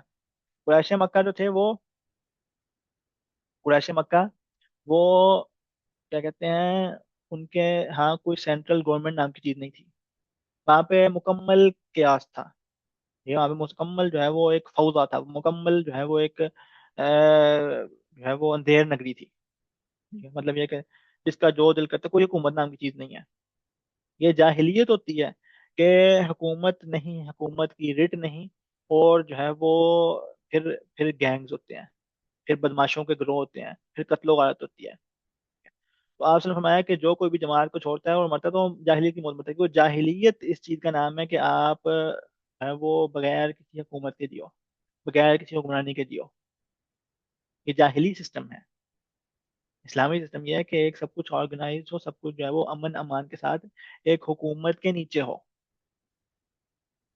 یہ حکومت کی چیز آپ کو ناپسند ہو سکتی ہے، حکومت ظلم بھی کرتی ہے، کوئی شک نہیں حکومت ظلم کرتی ہے، لیکن اس کے پھر انشاءاللہ اس کے اوپر ہم آگے جا کے آگے بھی جا کے بات کریں گے، لیکن ابھی کے لیے صرف اتنا اشارہ میں کر رہا ہوں کہ اتنا دیکھ لیں کہ اگر یہ حکومت نہ رہے تو کیا ہوگا. جیسے بہت سے لوگ کہتے ہیں کہ جناب فوج جو ہے وہ فوج یہ ہے، فوج وہ ہے. کوئی شک نہیں، ہو سکتا ہے، اس میں کوئی شک نہیں ہوگا، سب کچھ درست ہوگا. لیکن اگر آج آپ صرف سوچیں کہ ہمارے ملک یا کسی بھی ملک، دنیا کا کوئی ملک لے لیں، ادھر سے فوج اور پولیس ہٹ جائے تو کیا ہوگا؟ پھر گینگز بنیں گے، پھر بدماش ہوں گے، پھر قتل و غارت ہوگی. جو آج میں اس گھر میں سکون سے سو رہا ہوں وہ اس وجہ سے ہے کہ چلو جیسا بھی ہے ایک امن و امان کا نظام قائم ہے. جیسے بھی ہے، گھسٹتی پٹتی ایک ذلیل و خوار ہی صحیح لیکن ایک حکومت ہے. اگر یہ نظام لپیٹ دیا جائے اور جو ہے وہ پھر ہم کس کے رحم و کرم کے اوپر ہوں گے؟ بدماشوں اور گنڈوں کے رحم و کرم کے اوپر ہوں گے. پھر جس کی لاٹھی اس کی بھینس، پھر قتل و غارت ہوگی، پھر خون بہے گا. اور اگر آپ نے اس کی مثال لینی ہے تو آپ لیبیا کی مثال لے لیں. لیبیا کا حکمران معمر قذافی، ٹھیک ہے، اور اس کے کفر کے فتوے علماء نے دیے تھے، اور لا شک کہ وہ شخص کافر تھا، وہ شخص کافر تھا. ٹھیک ہے؟ اس کے خلاف بغاوت اچھی بات تھی نہیں بات تھی، وہ علیحدہ کون سے علیحدہ بات ہے کہ وہ اچھا اچھا ہوا نہیں ہوا، وہ اللہ عالم. لیکن ابھی سے ابھی دیکھیں کہ آج لیبیا کے حالات ہیں. محمد قذافی نے بے حد ظلم کیا، محمد قذافی نے بہت سے لوگوں کا خون بہایا، کوئی شک نہیں. لیکن آج قذافی کے جانے کے بعد جبکہ حکومت ہم ہو گئی، وہاں پہ کیا ہو رہا ہے؟ وہاں پر ہزاروں لاکھوں لوگوں کا خون بہہ چکا ہے، اور ہزاروں لاکھوں لوگ کسی کو پتہ ہی نہیں کہاں پر ہے، زمین کھا گئی، آسمان کھا گئی. کیونکہ وہاں پر جو ہے وہ اب پرائیویٹ جیلز بنی ہوئی ہیں، بدماشوں نے اپنی جیلیں بنائی ہوئی ہیں، وہاں پہ وہ لوگوں کو قید رکھتے ہیں. اور شاید آپ لوگوں کو نہیں پتا، لیکن جو خبریں پڑتا ہے میرے سے لوگوں کی طرح، تو ہم لوگوں کو پتا ہے کہ اس وقت ہزاروں پاکستانی جو یورپ جانا چاہتے تھے وہ اس وقت لیبیا میں قید ہیں. ان کو انہوں نے غلام بنا کے رکھا ہوا ہے. ان کو یورپ کا حسین خواب دکھا کے لیبیا میں جا کے انہوں نے غلام بنا لیا ہوا ہے. اور ان کو واپس بھی نہیں لا سکتے حکومت، پاکستانی حکومت کیسے واپس لائے؟ کیونکہ وہاں پر گنڈوں کو کس گنڈے کے پاس کون سے لوگ کیسے اب نکالیں گے؟ تو معمر قذافی ایک قاتل، ایک ظالم شخص، حتیٰ کہ کافر شخص، لیکن ایک حکومت تھی. ہاں کب حکومت الٹانا چاہیے نہیں الٹانا چاہیے وہ کون سا، وہ بھی انشاءاللہ پھر کبھی پڑھیں گے. لیکن یہ بتا رہے ہیں کہ جب یہ سوچ لینا چاہیے کہ اگر یہ ہٹ گئی تو کیا ہوگا. اگر تو اس کے ہٹنے کے بعد امن ہوگا، سکون ہوگا، पीस होगा जनाब, एक और बेहतर हुकूमत आती है तो बिस्मिल्लाह। लेकिन अगर जाने के बाद एक कातिल और जालिम को हटाने के बाद हमने अपने गर्दन के ऊपर जो है वो 100 जालिम बिठाने हैं, उससे बेहतर यह है कि हम एक एक का जुल्म बर्दाश्त कर लें। असल फरमाया कि मन करी हम अमीरी शैन फलियसबिर अलैह, जो कोई भी अपने अमीर का चीज कोई चीज नापसंद करता है तो फिर उस पर सब्र से काम ले। अल्लाह المستعان। ولأبي داود عن ابن مسعود رضي الله عنه أن النبي صلى الله عليه وسلم قال تدور رحل الإسلام ل35 أو 36 أو 37، فإن يهلكوا فسبيل من هلك، وإن يقم لهم دينهم يقم 70 عام، 70 عامل، 70 عامل ہے رواية میں، ایک منٹ صرف،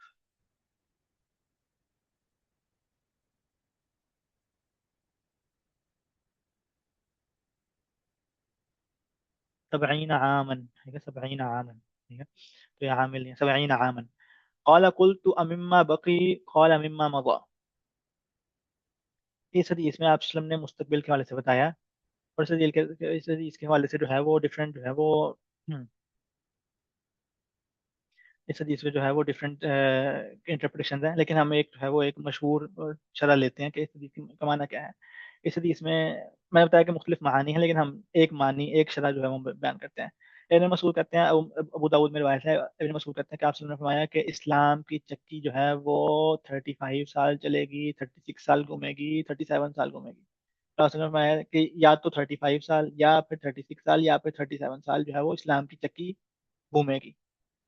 تو مطلب چکی گھومنے کا مطلب یہ ہے کہ اسلام مضبوط ہوگا، اسلام جو ہے وہ ایکٹیولی، اسلام جو ہے وہ اسلام جو ہے وہ مضبوط رہے گا، اسلام کی قوت ہوگی، اسلام کی طاقت ہوگی۔ 35، 36، 37 سال، ٹھیک ہے۔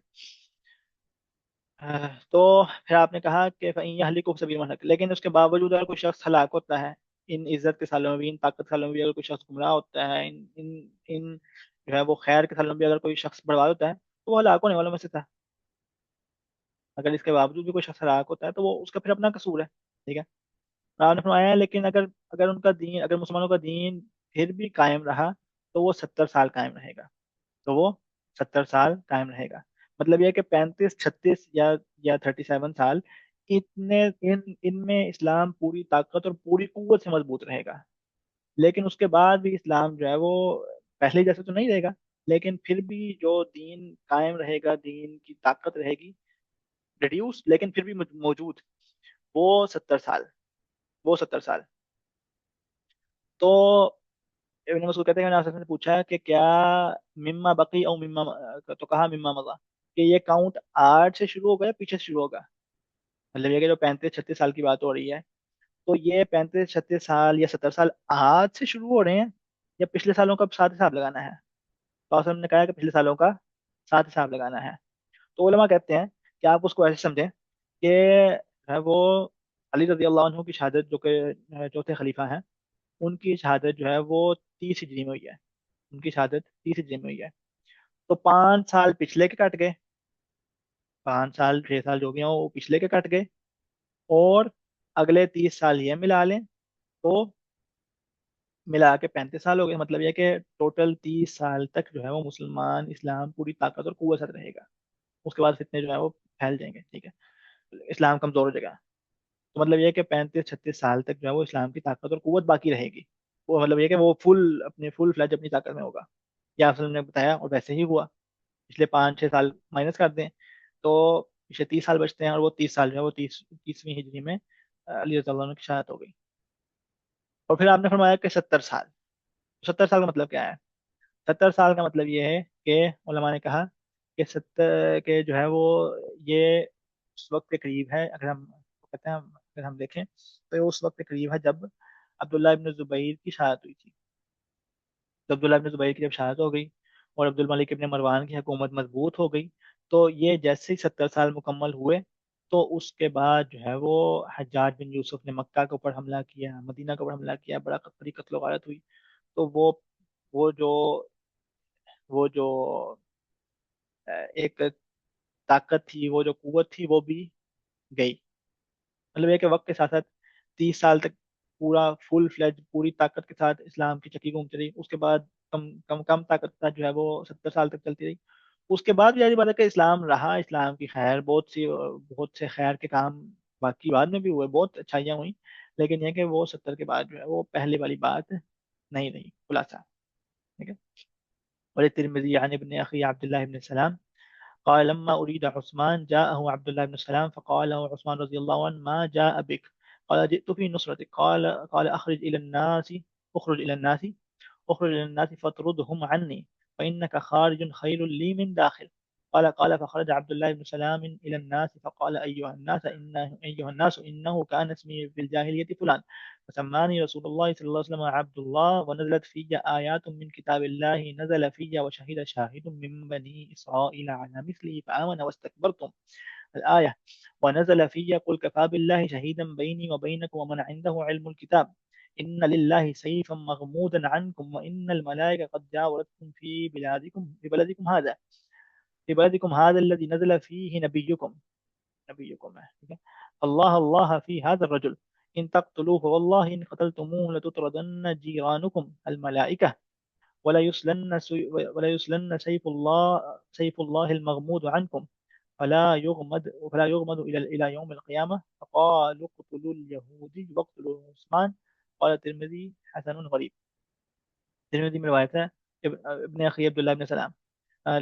تو عبداللہ ابن سلام جو ہیں وہ یہود کے بڑے علماء میں سے تھے، یہود کے بڑے علماء میں سے تھے. ٹھیک ہے. تو لیکن جب آپ صلی اللہ علیہ وسلم آئے، آپ صلی اللہ علیہ وسلم کو دیکھ کے یہ ایمان لے آئے، آپ صلی اللہ علیہ وسلم پہ انہوں نے ایمان لے کر آئے. اور یہ یہودیوں کے لیے بہت بڑا حادثہ تھا کہ ان کا عالم اور عالم کا بیٹا، ان کا بڑا سردار جو ہے وہ ایمان لے آیا ہے. تو یہ یہودیوں کے لیے بہت بڑا حادثہ تھا. یہ لمبا قصہ ہے کہ یہودیوں نے کیسے سازش کی اور کیسے جو ہے وہ کیسے اسلام لے کر آئے. لیکن یہ کہ مطلب یہ کہ ان کا فضل ہے، ان کا جو ہے وہ یہ اہل کتاب میں سے ہیں، ان کو کتاب کے اوپر ایمان لینے کا بھی ثواب ہے اور قرآن کے اوپر ایمان لینے کا ثواب ہے، تو یہ ڈبل ڈبل ان کا اجر ہے. تو کہتے ہیں، روایت میں کہتے ہیں، ان کے بھائی کے بیٹے کہتے ہیں، عبداللہ بن اسلام کے بھائی کے بیٹے کہتے ہیں کہ جب عثمان کے خلاف بغاوت ہوئی، عثمان رضی اللہ عنہ کے خلاف بغاوت ہوئی، یہودی جو ہے وہ سازش کے تحت، عبداللہ بن سبا، ٹھیک ہے، اس نے سازش کی، اس نے جو ہے وہ پروپیگنڈا پھیلایا، عثمان رضی اللہ عنہ کے خلاف پروپیگنڈا کیا گیا، ان کے خلاف جھوٹے الزامات لگائے گئے، ان کے خلاف کمپین چلائی گئی، ان کے اوپر باتیں کی گئی، ان کے جو ہے وہ کریکٹر اسیسنیشن کی گئی، ان کے جو ہے وہ ان کے اوپر جو ہے وہ فضول اور واہیات قسم کے الزام لگائے گئے. اور جو کم عقل بے وقوف لوگ تھے وہ ان باتوں میں آ کے اپنا جو ہے وہ اپنا ایک گروہ بنا کے مدینہ آ گئے. مدینہ اس بات پہ کہ ہم جو ہے وہ مذاکرات کریں گے، ہم عثمان رضی اللہ عنہ سے بات کریں گے. لیکن پھر ان لوگوں نے عثمان رضی اللہ عنہ کے گھر کا محاصرہ کیا، اور محاصرے کے بعد ان کو رات کے وقت آپ کے گھر پہ حملہ کر کر قرآن کی قرأت کرتے ہوئے عثمان رضی اللہ عنہ کو شہید کیا. وہ عثمان رضی اللہ عنہ جو کہ خلیفہ ثالث، وہ عثمان رضی اللہ عنہ جن کو آپ صلی اللہ علیہ وسلم نے جنت کی بشارتیں دی اور متعدد بار بشارتیں دی، اور پھر وہ عثمان رضی اللہ عنہ جو آپ صلی اللہ علیہ وسلم کے داماد تھے اور دوہرے داماد تھے. تو واللہ المستعان. لیکن یہ حادثہ ہوا. تو وہ کہتے ہیں کہ جب یہ باغی جب جو ہے وہ یہ باغی گروہ جب عثمان رضی اللہ عنہ کے پاس آیا، تو عبداللہ ابن سلام عثمان رضی اللہ عنہ سے ملنے کے لیے آئے. عثمان رضی اللہ عنہ نے کہا کہ تم یہاں پر کیا کرنے آئے ہو؟ تو انہوں نے کہا میں آپ کی مدد کرنے کے لیے آیا ہوں، میں آپ کی سپورٹ کرنے کے لیے آیا ہوں. تو انہوں نے کہا کہ باہر نکلو اور لوگوں کو میرے سے دور کرو، ان لوگوں کو پیچھے ہٹاؤ، کہ تم باہر بہتر ہو اندر گھر کے اندر رہ کے اتنا ہیلپ نہیں کرتے، لیکن تم باہر رہ کے جب بولو گے ان کو سمجھاؤ گے تو اس میں زیادہ خیر ہے. تو باہر جا کے ان لوگوں کو سمجھاؤ. تو عبداللہ بن السلام لوگوں کے پاس باہر گئے، انہوں نے کہا لوگوں، میرا نام جاہلیت میں یہ تھا، لیکن رسول اللہ صلی اللہ علیہ وسلم نے میرا نام عبداللہ رکھا، تو میرا نام آپ صلی اللہ علیہ وسلم نے رکھا، اور میرے متعلق قرآن میں آیات نازل ہوئی، قرآن میں میرا ذکر موجود ہے. اللہ تعالیٰ نے فرمایا کہ وہ شاہد شاہد من بنی اسرائیل، کہ بنی اسرائیل میں سے گواہ نے اس بات کی گواہی دی. تو اللہ تعالیٰ نے ان کو گواہ بنایا آپ صلی اللہ علیہ وسلم کی صداقت کے اوپر، آپ صلی اللہ علیہ وسلم کے سچے ہونے کے اوپر. اور اللہ تعالیٰ نے ان کو پھر دوسری آیت میں بھی جو ہے وہ گواہ بنایا، کہا قل کفیٰ باللہ شہیدا بینی و بینکم ومن عندہ علم الکتاب. تو اللہ تعالیٰ نے ان کو گواہ بنایا اور ان کے پاس علم کتاب کا کہا. کہہ رہے ہیں میرے متعلق آیا نازل ہوئی، مطلب کچھ تو حیا کر لو، کچھ تو خیال کر لو. میں وہ ہوں جس کے متعلق قرآن نازل ہوا ہے کہ میں گواہ ہوں، مطلب میں سچا ہوں، میں ٹرسٹیبل بندہ ہوں، میں میں جو है वो भरोसे और इत्मीनान के लायक हूँ, मैं वो शख्स हूँ। अब मेरी बात सुनो। कहा इन कि इन अल्लाह से मकबूलन कुम, कि अल्लाह ताला की एक तलवार है जो न्याम में है, जो अभी न्याम में डली हुई है, और फरिश्ते तुम्हारे पास इस तुम्हारे पड़ोसी हैं इस शहर में, मदीना तो नबी में, जिस शहर में तुम्हारे नबी आए थे, ये इस शहर में फरिश्ते तुम्हारे पड़ोसी हैं। तो अल्लाह ताला की तलवार अभी न्याम में है और फरिश्ते तुम्हारे पड़ोसी हैं। अल्लाह अल्लाह का तकवा इख्तियार करो, इस शख्स के हवाले से तकवा इख्तियार करो, इस शख्स को तंग मत करना या उस्मान को तंग न करना। और अगर तुमने इसको कत्ल किया, अगर तुमने इसका खून बहाया, तो फिर अल्लाह की कसम, ये फरिश्ते तुम्हें छोड़ जाएंगे, फरिश्तों का जो साथ है, फरिश्तों का जो ये जो बरकत है, फरिश्ते जो रह रहे हैं मदीना में चले जाएंगे। और फिर अल्लाह ताला की तलवार न्याम से बाहर निकल आएगी, और अगर वो एक दफा न्याम से बाहर निकल आई तो फिर वो कभी न्याम में वापस नहीं जाएगी। तो ये उनकी तरफ से वार्निंग है कि खून मत बहाना। अगर एक दफा खून बहा तो वो फिर एक दफा नहीं होगा, उसके बाद फिर खून बहना रुकेगा नहीं, उसके बाद फिर क्यामत तक खून बहेगा। और ये वैसे ही जैसे ये इसकी इसकी मिसदाक और इस जैसे हदीस आप उनको फरमान है कि जिस वक्त इस उम्मत में तलवार चल गई तो फिर वो क्यामत तक चलेगी। वसल्लम ने भी ये फरमाया और सलाम ने भी अपने इल्म की बुनियाद के ऊपर ये फरमाया कि ये तलवार एक दफा भी मत चलाना। अगर एक दफा तुमने इस शख्स को कत्ल कर दिया तो फिर फितने खुल जाएंगे, बर्बादी के दरवाजे खुल जाएंगे और फिर क्यामत तक चलेंगे। मतलब यह है कि उस्मान रजी अल्लाह अन्हु का कत्ल बहुत बड़ा हादसा है। उस्मान रजी अल्लाह अन्हु का कत्ल जो है वो, उसके बाद जो है वो फितन के दरवाजे खुल गए थे, उसके बाद मुसीबतों के दरवाजे खुल गए थे, उसके बाद मुसलमानों में इख्तलाफ खुल गया था। उसके बाद देखें कि जो है वो मुसलमानों की आपसी जंगें हुई, खाना जंगी हुई, जो है वो कई बड़े सहाबा जो है वो इस खाना जंगी में मारे गए। तो फिर बातिल फिरके वजूद में आए, खवारिज का फिरका वजूद में आया, नवासिब का फिरका वजूद में आया, ठीक है, और शिया का फिरका फिरका वजूद में आया। तो ये सब किस वजह से हुआ? जैसे उन्होंने कहा कि ये इस शख्स का खून मत बहाना। तो उस्मान रज़ियल्लाहु अन्हु का खून बहना ये एक फितनों के लिए, फितनों के आगाज का एक माइलस्टोन है। फितनों का आगाज जो है वो यहाँ से हुआ। पीछे और फिर आगे हम अगली हदीस 20 वाले से बढ़िया है, हमें लेकिन यहाँ पे इस हदीस ये हदीस हमें बताती है कि उस्मान रजी अल्लाह अन्हु का खून बहना ये उम्मत के लिए बहुत बड़ा हादसा है। और उसके बाद जो है वो फितनों का दरवाजा खुल गया था।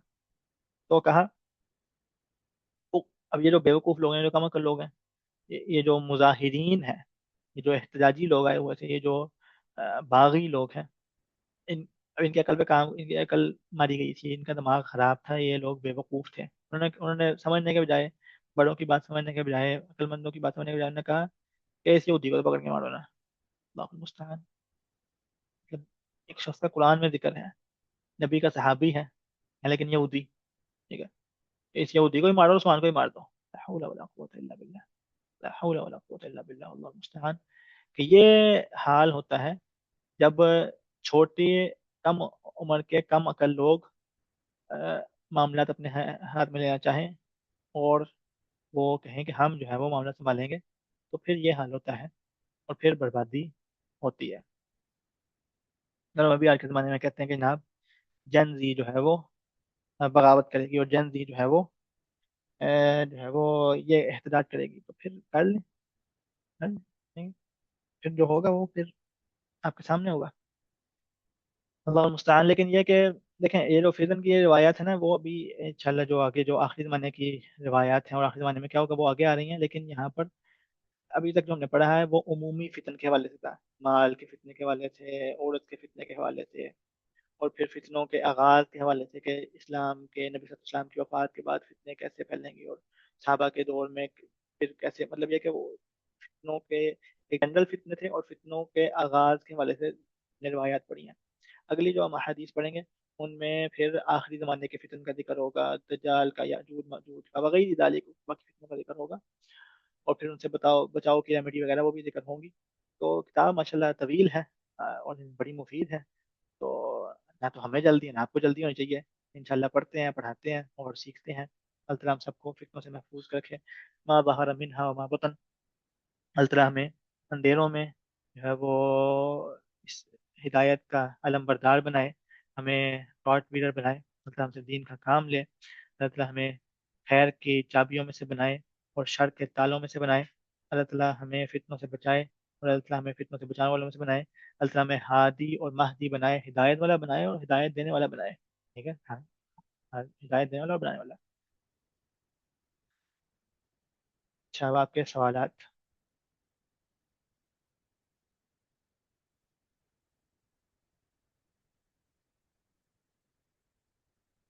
اچھا جی، سوالات مجھے پتا ہے کہ سوالات مزے کے آئیں گے آج، تو دیکھتے ہیں۔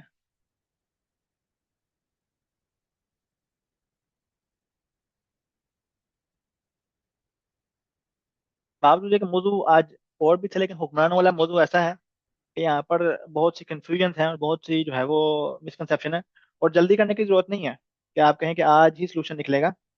آج سلوشن نہیں نکلے گا، انشاءاللہ جب اگلی حدیث آئیں گی، جب ہم اس موضوع کو مزید کھولیں گے تو پھر مزید بیان ہوگا۔ ایک گھنٹے میں سارا کچھ نہیں نا کہ آپ کہیں نہ ہمیں پورا پورا اسلامی نظام سمجھ آ جائے، پورا پورا شرعی تعامل سمجھ آ جائے، وہ تو نہیں ہوتا۔ تو علم وقت کے ساتھ آتا ہے، جڑے رہیں، سمجھیں، اور انشاءاللہ جو ہے وہ وقت کے ساتھ آپ کو سب سمجھ آ جائے گی، ٹھیک ہے۔ جلدی کی کیا ضرورت ہے؟ اگلے دروس میں انشاءاللہ ایک ٹاپک دوبارہ کھلے گا، لیکن آپ لوگوں کے سوالات کی طرف تھوڑا آتے ہیں اور انشاءاللہ ان کو جواب دینے کی کوشش کرتے ہیں۔ امام کی بیعت کی بات کی جائے، لیکن ہم دیکھتے ہیں کہ سعودی حکمران نے سینمز بنانے کی اجازت دے دی اور پھر خواتین نے بال لہرا کر سفیروں کو ویلکم کیا، تو یہ کام غیر شرعی ہے۔ اس میں ہم امام کی طرف داری کیسے کریں گے؟ ٹھیک ہے، یعنی اسلام میں اپوزیشن کوئی جواز نہیں ہے، اور اسلامی ناظرین مرزا کیا تصور ہے؟ یہ تو تین سوال ہیں، ایک سوال بھی نہیں ہے۔ خلاصہ یہ ہے کہ جو غیر شرعی کام ہے وہ جو لا طاعت لمخلوق فی معصیت الخالق، اگر ہم آ، اس بک کا پی ڈی ایف شیئر ہوگا انشاءاللہ، وہ شیئر کر دیتے ہیں، آج کل تھوڑا لیٹ ہو گیا، انشاءاللہ آج شیئر کر دیتے ہیں۔ مطلب یہ ہے کہ اگر ہم جو ہے وہ جو حکمران کہے اس کو ہم حلال کرتے رہیں اور اس کے مطابق کہیں کہ نہیں یہ بھی ٹھیک ہے اور یہ بھی ٹھیک ہے اور یہ بھی ٹھیک ہے اور وہ بھی ٹھیک ہے، تو ہم دین اسلام سے خارج ہیں، پھر تو ہم مسلمان ہی نہیں ہیں۔ شریعت میں ہمیں یہ نہیں کہا گیا ہو کہ ہم جو ہے وہ غلام بن جائیں، یا ہم حکمرانوں کے جو ہے وہ پٹھو بن جائیں اور ہم حکمرانوں کی جو ہے وہ غلامی کرتے رہیں، اور جو وہ کہیں ان کو جو ہے وہ ہم ان کو فضول کی ڈیفینڈ کرتے رہیں اور شریعت کو ان کے لیے مولڈ کرتے رہیں۔ ہمارے علماء نے حکمران کی اطاعت کا کہا ہے، حکمران کی اطاعت کا کہا ہے، لیکن حکمرانوں کی غلامی نہ کسی نے کی نہ کوئی کرتا آیا ہے، ٹھیک ہے۔ ہاں، ان کی عزت، ان کی رسپیکٹ، ان کی بات سمجھے، لیکن ہم ان کی وجہ سے دین بدل دیں، یہ نہیں ہوتا۔ تو جو غیر شرعی کام ہے، بالوں کو لہرانا اور جناب ناچ گانا اور یہ وغیرہ، اس کی مذمت ہے، وہ غلط ہے، وہ غلط رہے گا، لیکن اور اس کو کوئی نہ اس کا کوئی شرعی ادھر پیش کریں گے، نہ اس کا کوئی جو ہے وہ باتوں کو نہیں ایسے ویسے کریں اس کو، نہ میں نے کہا ہے نہ کسی اور نے کہا ہے، لیکن وہ تو جو غلط بات ہے وہ اپنی جگہ پر غلط بات ہے، جو گناہ ہے وہ اپنی جگہ پر ہے، لیکن تو ہم طرفداری نہیں کر رہے، ہم طرفداری نہیں کر رہے، ٹھیک ہے۔ ہمیں اطاعت کا حکم دیا گیا ہے، جو اچھائی کا کام کرے گا، جو شریعت کا کام کرے گا وہ ہم کریں گے، جو شریعت کا مخالف کام کرے گا وہ ہم نہیں کریں گے، ٹھیک ہے۔ باقی جو ٹاپک ہے نا کہ بغاوت کا اور حکمران کو گرانے کا، وہ انشاءاللہ گیا تو پھر وہ تب کھولیں گے، لیکن آپ کا سوال طرفداری کیا تک تھا، اور طرفداری کا میں نے بتا دیا کہ ہماری طرفداری اللہ اور اس کے رسول کے ساتھ ہے، ٹھیک ہے؟ باقی جو اللہ اور اس کے رسول نے اطاعت کا ہے تو وہ اطاعت ہوگی جہاں تک شریعت کے دائرے کے اندر رہ کر ہوگی۔ اسلام میں اپوزیشن کوئی جواز نہیں ہے، اسلام میں اپوزیشن نام بھی کوئی چیز کا جواز نہیں ہے، جس طرح کا کانسیپٹ ہے وہ اپوزیشن نام بھی کوئی جواز نہیں ہے۔ ہاں، حکمران کو نصیحت کرنے کا کہا گیا ہوا ہے، آگے جو آیات آئیں گی، نصیحت کرنے کا کہا گیا ہوا ہے، اس کی اصلاح کرنے کا کہا گیا ہوا ہے اس کو وغیرہ، لیکن یہ کہ اپوزیشن کا جو کانسیپٹ ہے نا کہ اس کو گرا کے اگلی پارٹی آئے گی اور پھر اگلی پارٹی آئے گی، وہ کوئی کانسیپٹ نہیں ہے کہ جس میں حکمران کی جو ہے وہ تذلیل کی جائے، حکمران کا مذاق اڑایا جائے، حکمران کو جو ہے وہ گالیاں نکالی جائیں، یہ کوئی بھی صحیح کانسیپٹ نہیں ہے۔ اسلام میں لحاظ جمہوریت کا کیا تصور ہے؟ جمہوریت اسلام سے بہت دور ہے، یہ خلاصہ ہے۔ جمہوریت اسلام جو ہے وہ تو مس میچ ہے۔ بادشاہتی ملک میں تو ٹھیک ہے، ٹھیک ہے، بادشاہ ملک کی ٹھیک ہے، لیکن نظام ایسا ہو جس میں لوگوں نے خود حکمران کے انتخاب اور احتساب کا ذکر رکھا ہو اور حکمران اس پر معترض نہ ہو، نہ ہی کوئی اور ہو، تو ایسے نظام کو بھی جاہلیت کہا جائے گا، جبکہ اس نظام کے ساتھ امن و امان اور اجتماعی مفاد کا خیال رکھا جاتا ہو۔ لمبا سوال ہے، لیکن خلاصہ یہ کہ اگر تو صرف حکمران کے انتخاب اور طریقے کے اوپر بات چیت ہونا کہ جناب حکمران کے کی بیعت کی جگہ ہم ووٹ کر دیں گے وغیرہ، تو یہ چھوٹے معاملات ہیں، لیکن جو جو کانسیپٹ ہے نا وہ کہ حکمران جو ہے وہ قانون بناتا ہے، اور حکمران جو ہے وہ کام ہے کہ وہ قانون بنائے، اور وہ پھر جو وہ قانون بنائیں گے وہ قانون ہوگا، شریعت کا قانون ایک طرف وغیرہ، تو جیسا کہ وہ کہتے ہیں کہ کیا تھا وہ جمہوریت سے کہتے ہیں जमहूरी कहते हैं जनाब रूल, क्या था वो, rule of human for human, कैसे कुछ था उनको जो भी कहते हैं। तो वो हुक्मरान, वो अवाम की हुक्मरानी की बात है, जबकि हमारी शरीयत अल्लाह ताला की हुक्मरानी की बात करता है। कानून अल्लाह ताला देंगे, अवाम हुक्मरानी, अवाम कानून नहीं देंगे। ना ही कोई और लेजिस्लेटिव अदारे होंगे। तो ये इनमें फ़र्क है, इनमें फ़र्क है इस निज़ाम में और इस निज़ाम में। ख्याली तसव्वुराती तौर पर अगर हम बना लें कि यहाँ पे कैसा निज़ाम पाया जाता है जहाँ पर शरीयत का कानून हो लेकिन वहाँ पर हुक्मरान का इंतखाब ऐसा हो, तो वो ख्याली तसव्वुराती दुनिया में। अमन मान इज्तिमाई मफाद का ख्याल रखा जाता हो, तो अमन मान तो फिर भी बहरहाल इज्तिमाई मफाद का फिर भी ख्याल रखा जाएगा, अगर कोई जाहिलियत का निज़ाम भी क्यों ना हो, कोई बातिल का निज़ाम भी क्यों ना हो। मैंने आपको मोहम्मद कदाफी की मिसाल दी है, तो फिर भी अमन व अमान और इज्तिमाई मफाद का ख्याल रखा जाएगा। मतलब ये कोई मेरे इर्द गिर्द वो मुसलमान नहीं है, इनका खून की सूची में बहाना है, वो मुसलमान ना भी हो, काफिर भी हो, उनका खून की सूची में बहाना है, कत्ल वारत की सूची में करनी है। तो जो भी फैसला किया जाए, अगर बिल्कुल काफिर का निज़ाम, कुफर का निज़ाम भी क्यों ना हो, तो भी गिराते हुए ये सोचा जाएगा कि क्या इसको गिराने से जो है वो हमारे पास रिप्लेसमेंट इतनी मजबूत है, और क्या हम इजीली गिरा पाएंगे। अगर नहीं, तो जो है वो फिर जो है वो उसको किया जा सकता है। अ, हम इस वक्त निज़ाम के हवाले से जो है वो, निज़ाम के हवाले से हम पढ़ने भी नहीं बैठे हैं, हम इस वक्त जो है वो हदीस फितन पढ़ रहे हैं। बाकी जो इन्नहुम यरौनहु बईदा व नराहु करीबा, तो दुनिया किसी वक्त भी बदल सकती है, डायनामिक्स किसी वक्त भी बदल सकते हैं। अच्छा, जमहूरी निज़ाम राइट इसमें क्या लाए हैं हमारे अख्तियार किए गए, सवाल थोड़े लंबे होते जा रहे हैं। इंशाल्लाह इसको जो है वो हम अगली जब हदीस आएंगी उस वाले से हम बयान करेंगे कि क्या क्या रवैया होना चाहिए और कैसे जो है वो डील करना चाहिए। बाकी ये रिक्वेस्ट है कि जनाब ठहर ठहर कर बात को इरशाद फरमाया करें। ठीक है जी। असल में थोड़ा ये होता है कि एक कोशिश होती है कि जल्द अज जल्द जो है वो टाइम के अंदर अंदर जो है वो पढ़ा लिया जाए, लेकिन इंशाल्लाह इसके ऊपर भी जो है वो काम कर लिया जाएगा, और ये कोशिश की जाएगी कि जो है वो आप लोगों के लिहाज से मुनासिब जो है वो तखातुब इख्तियार किया जाए। बारक अल्लाह फ़ीकुम, शकर अल्लाह लकुम व नफ़अ बिकुम। अस्सलामु अलैकुम व रहमतुल्लाहि तआला व बरकातहू।